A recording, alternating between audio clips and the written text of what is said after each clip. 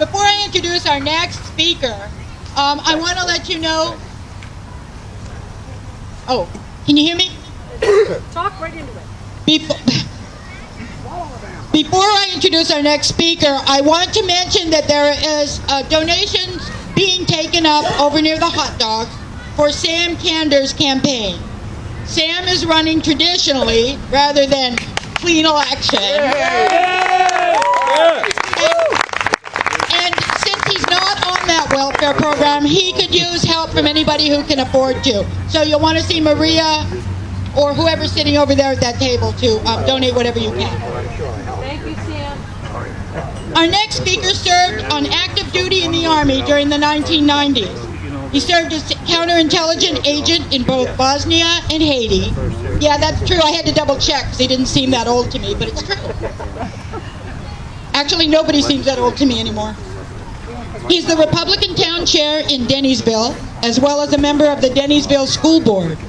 He's also one of the 24 Maine delegates to the National Convention in Tampa. He has a bachelor's degree in international relations, a master's degree in information systems management, and a doctor of law degree from George Mason School of Law. Ooh. That's a lot. I would like to introduce you to the GOP National Committeeman-elect, Mark Willis. That on my table.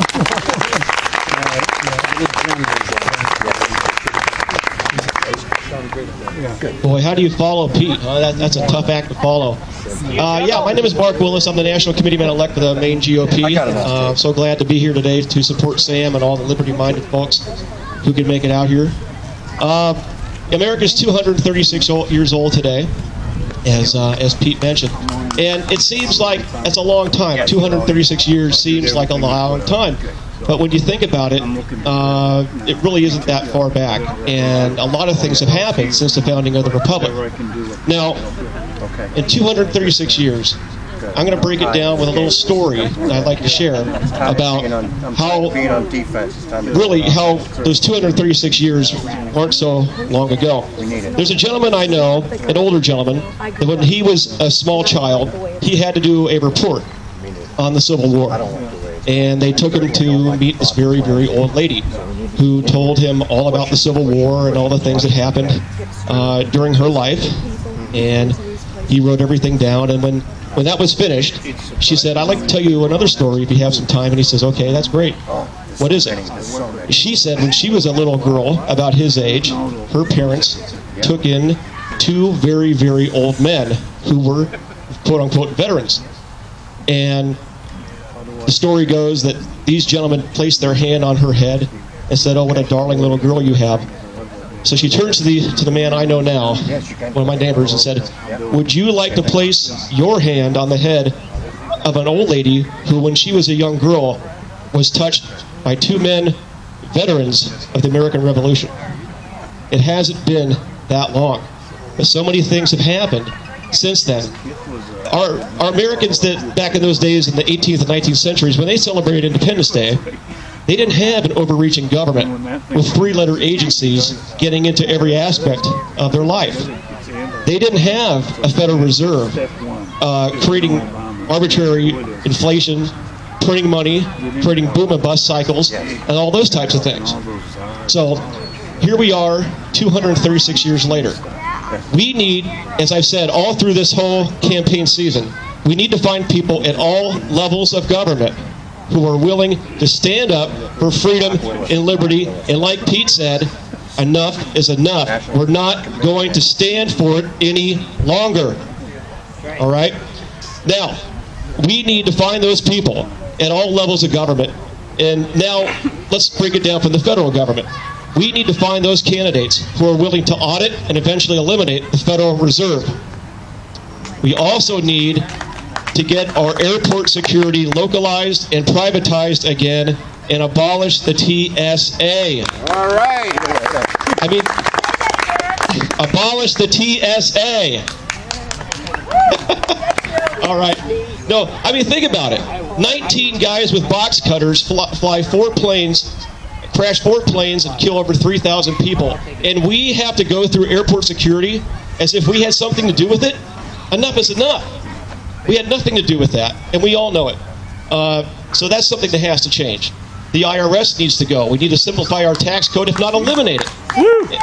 Eliminate the IRS. Yes, Michelle. For the record.